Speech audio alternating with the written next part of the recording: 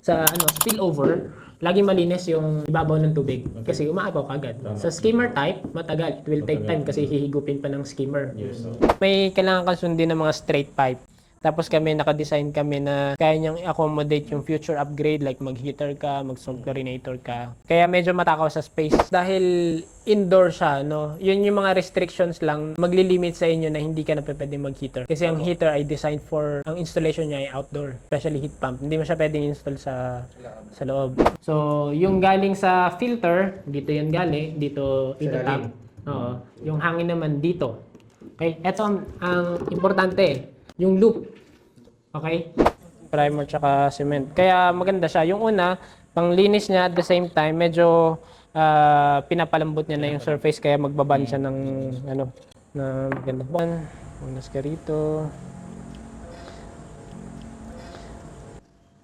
Kailangan may quarter turn ka. Hindi niya na mahugot yan. So after 30 minutes, actually, pwede mo nang paanda rin yung system mo. Ayan, nakita nyo? Okay. Yan yung dikit niya. Ewan ko lang pag nag-leak pa. Diba? Hindi maglilig.